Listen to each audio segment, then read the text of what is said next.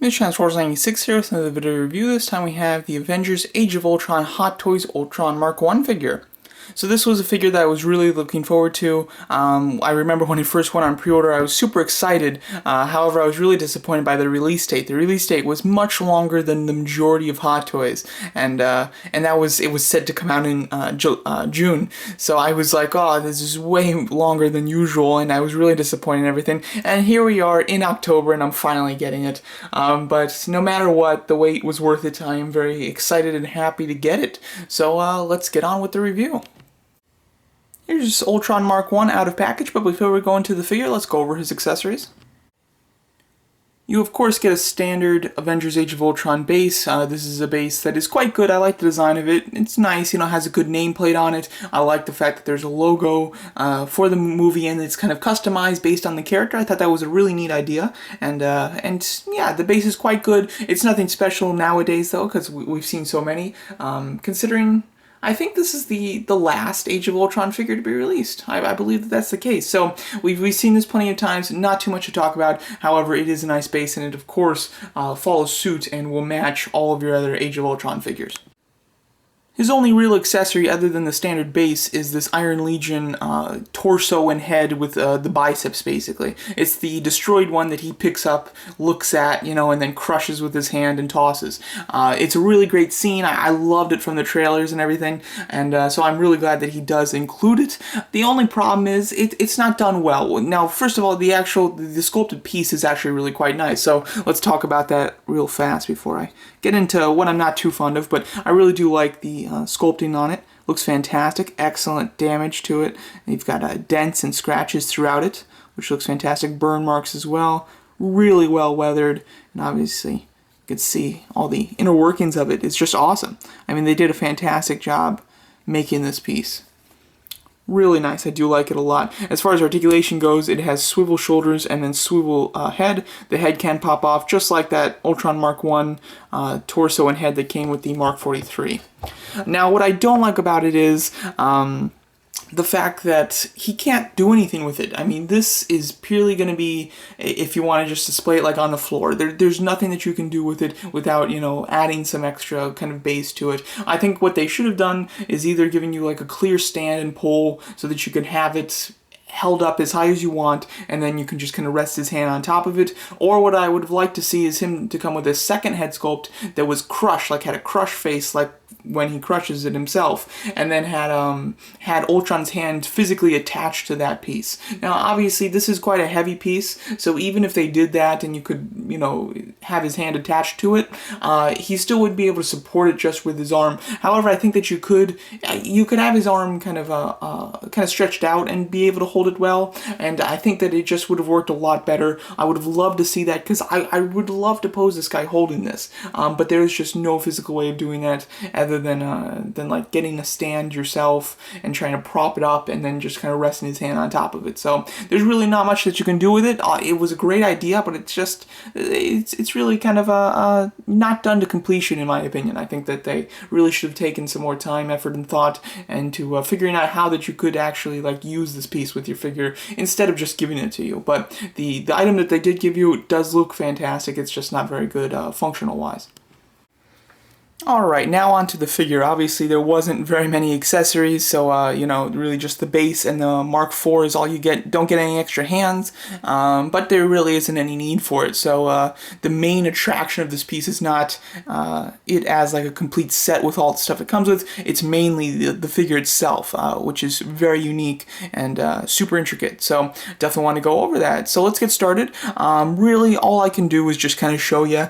There's not much, you know, I can't really like talk about clothing or anything, but let me just show you all the detail, talk about some of the paint and the way that it's been sculpted. The head looks very nice. It is, of course, a damaged Iron Legion, you know, helmet. That's basically this entire figure is the inner workings and the damaged pieces of Iron Legion armors, which is a really unique idea. Inside the mouth and eyes, I do like the fact that there's like a translucent piece that has sculpted detail in it, and it looks like there's a lot of sculpted detail. So even when you don't have this guy's lights on, when he's just standing there, he still looks really great, and the translucent kind of gives it a different kind of shade than the rest of the armor, which gives it a bit of like a lit up type of look, even though it's not actually lit up. So I do like that. It's kind of hard to explain. It's more of an in-person thing that you'll have to see, but in person, it still looks great without the lights on. You don't need the lights on to have this thing look like it's alive, basically. Look at this, just fantastic detail. I mean, they've sculpted all of the pistons and the joints, just any little rivet and little piece to the armor. They've sculpted it all, and then on top of that, they've added pistons. Some are functional, some are just for looks, and then of course they've covered the thing in wires. And most of the wires aren't attached in two places. There are a couple that are attached in two places, though, and I will touch on those. But it just looks fantastic. I mean, and then the weathering like on the actual armor pieces looks great. I love the kind of dripping rust. I think that looks fantastic. They did a wonderful job. And obviously the detail extends 360 on this guy. There isn't a spot of him that is not covered with this incredible detail. And like the shoulder, see all the wonderful metallic red with the silver or kind of white speckling on it. Fantastic. As far as what wires are connected, this wire at the very top of his head here is connected down just right here, like at his shoulder blade, and it's a green, yellow, and wire that are kind of like wrapped together, and it goes all the way, extends, and it is plugged into his head. It doesn't hinder his head articulation at all. It doesn't get in the way in the slightest, which is great. Had he had better articulation in the neck, possibly it would get hindered, but for what he has, there isn't a hindrance at all. They've given you enough clearance with it that, it's not an issue, which is great. The other point, which is attached, is the red and black wire that are connected. They're attached at the back there, kind of swoops down and it attaches in the arm. You would think that this would hinder it in some areas, but it doesn't in the slightest, which is great. They've given it enough room where you can move the arm to the fullest extent and it will not be hindered. The only thing I will say is watch out for this wire, because it can easily get caught like under this piston, and then if you raise his arm, then you'll get stuck and it will kind of stress the wire, so be careful of that, as well as just that having it wrap around this little thing. I've had that happen too, where it wraps around this and under the piston, so definitely watch out. When you raise his arm, check the back first to make sure that that wire isn't compromised in any way, and then you can raise the arm without any issue. Alright, let's talk about the lower portion. And I, of course, will go over the articulation. I'm sure that that's a point of interest on this figure, considering it's so unique. The torso is really neat, like the lower part of the torso, with all the little pistons, and obviously there isn't much there. You can look right through them, which is super cool. I mean, the engineering on this is really fantastic.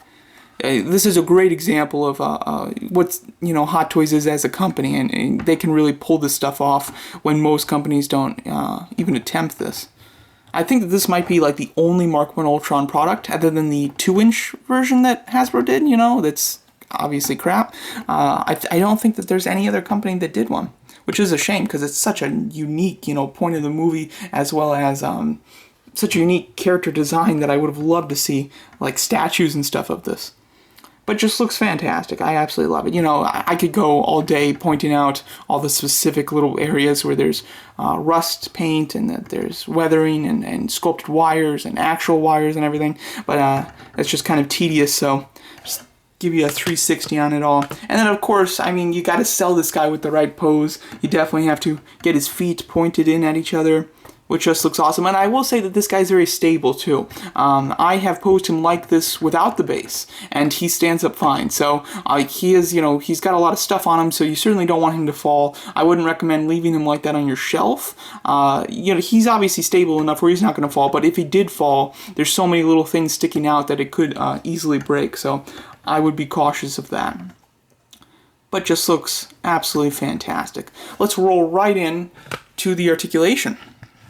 So articulation on him is actually quite good. This was the point from the figure that I really didn't know what to expect for the longest time, because when this guy first went on pre-order, if you look back at all of his pre-order pictures, there's not a single pose of him doing anything. In every single shot, he's just standing up straight up and down, arms straight up and down. There's no movement in him whatsoever. I assume that the prototype did not have articulation at the time, and that's very unusual for Hot Toys. So for the longest time, there was just no gauge as to what his articulation would be, and therefore I, of course expected the worst, especially with this type of design that, he could be extremely limited. He is limited in some areas, however, he does have pretty decent articulation as a whole. As far as the head goes, it's on a ball joint. It's a nice ball joint. It looks up this much. Now, I have him tilted forward very much just because I like that type of look. So he is looking up quite a bit. And then obviously he can look this far down. And then side to side, it's on a nice ball joint, and it of course swivels. If there's any area where I would have liked some more articulation, it's the neck. I would have liked him to look up even further so I could get him in an even bigger crouch, because I love it when he's like crouching. I think that just looks creepy. So I would have liked to go a little bit more extreme with it. However, the head doesn't look up far enough to do that. And then of course you can get a nice sideways hinge, which is of course what you want for this type of figure. This type of character needs that kind of head tilt, which just looks awesome. As far as the shoulders are really not hindered. He's got a ball joint at the inner section of his shoulder there, and then he has a hinge at the top.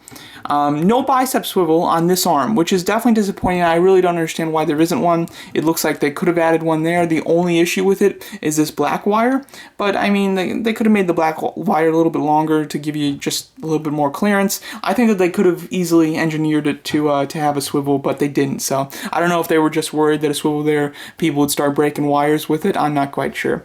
Then he has a hinge elbow. And it's kind of hard to hold this guy, I would say, just because it's like, where do you hold him? There's not like a solid place to put your hands where you're not pushing any wires or anything like that. As you can see, the bend in the elbow is really nice. You've got it more than 90 degrees, which is impressive. And then he has ball hinge wrist. He's got a normal wrist. It looks like it could even be interchangeable with other like hands and things like that. Of course, he only has one. Now, one issue specifically on mine is that the thumb is completely broken on mine. The first hinge closest to the actual knuckle is broken. As you can see, the one side is completely come off, and it's kind of just stayed with the other piece of the thumb, and then at the second hinge, which isn't even here, that is broken as well. So my thumb is like completely disintegrated, and it was like that basically straight out of the package, So I would definitely be very wary on yours. Make sure that I wouldn't touch the thumb, to be honest. And if you are gonna touch the thumb, be very gentle with it, and just try to move it as cautiously as you possibly can. The other fingers are all individually articulated, and they are very sturdy. And also with that thumb, I've contacted Sideshow. I buy everything directly from Sideshow, so if anything breaks, I can get a replacement on it. So they haven't responded, but that was just last night, so I'm sure that they'll send me an extra hand quickly, so I'm not too worried about it. But it is still very annoying, so I would definitely watch out, especially if you just buy it like on eBay or something, where you can't really do much if it breaks. But looking fantastic there, and articulation is great. I mean, there's no hindrance in articulation at the hand whatsoever. The torso has some interesting articulation. It really doesn't swivel. Like on the thing, it says it swivels like 15 degrees, but like, oh, I guess he kind of can. There you go. Like, that's as much as it goes. So, yeah, you really don't get much as far as swivel goes. But that's understandable, because, like, I don't even know where they could put a fake swivel on here, because this is just so oddly designed. So, they did the best that they can, in my opinion.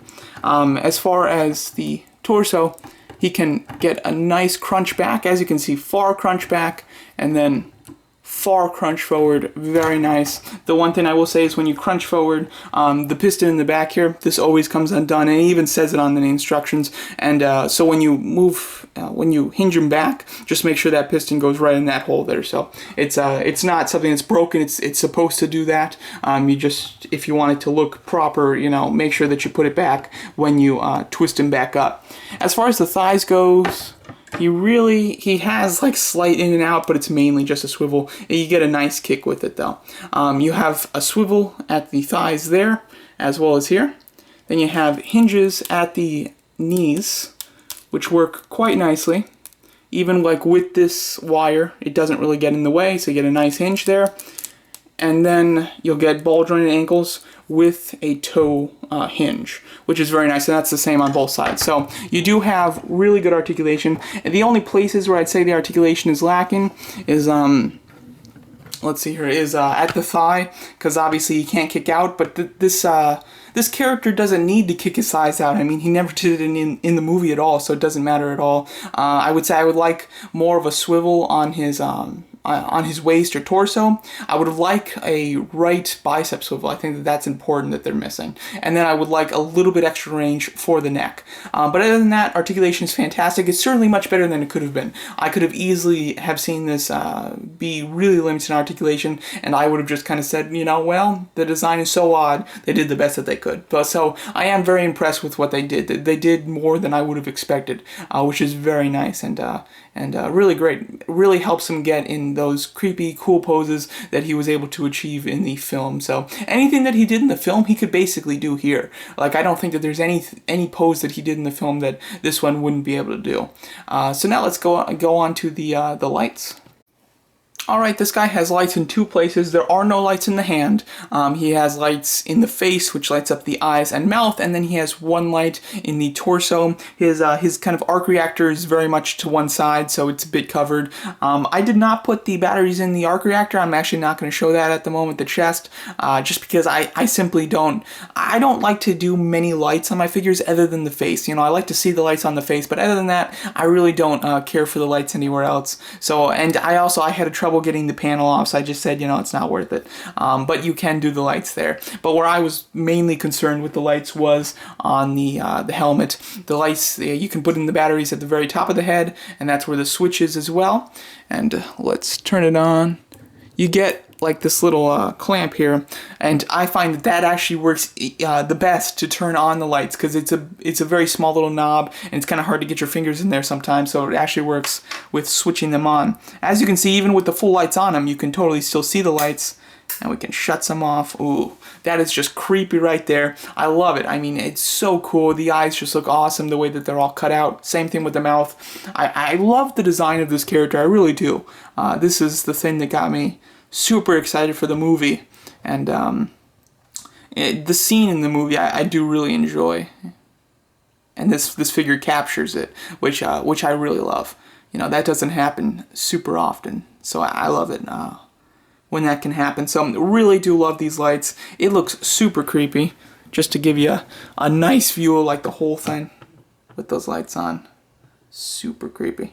Love it. So I love these lights. Obviously they light up blue. It's not just the camera, it'll be blue in person, and it looks great. There's some excellent detail in the eyes as well. You can see that detail that's sculpted in there. It's not just because the lights are on you can't see it. In person you can see that detail, and it looks fantastic. Super creepy. I love the lights. So this Avengers Age of Ultron Mark I figure has been spectacularly fun, I must say. This might actually rank very high on my end of the year list when I do a countdown for my the figures that I receive from Hot Toys. This was a character that I really loved, and I love the design from the movie. I really loved it. So when Hot Toys announced that they were making a figure of it, I really was excited, and to finally get it, I am just as excited.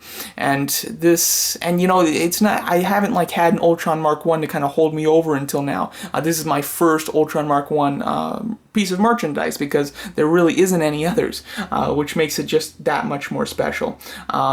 Super fun figure, fantastically designed, and just, it's beautiful. It's so much detail in it, as well as it's super fun to pose, because a lot of the times with superhero figures, you go with the same poses, you know, the punching poses, the kind of heroic poses. You do the same thing over and over and over. But with this figure, you can put him in stances that you can just never do for any other figure. If you put another figure in this type of stance, you know, they just look ridiculous. It wouldn't make sense, but you're supposed to put this Ultron Mark I in these weird you know, cross-legged, walking, you know, creepy looking poses, and that's just how it's supposed to be. So it's very fun, it's unique, you know, and when you get so many figures, sometimes it can get boring if they're the same type of figure. So to have something as unique as this is really special. I love the character, I love the character design, and I think this figure represents it beautifully, and I'm really happy to have it in my collection. I would highly recommend it for anybody. I have seen some people, now maybe now that a lot of Ultrons are out already, they've already made up their mind, but if there's anybody that's still on the fence of what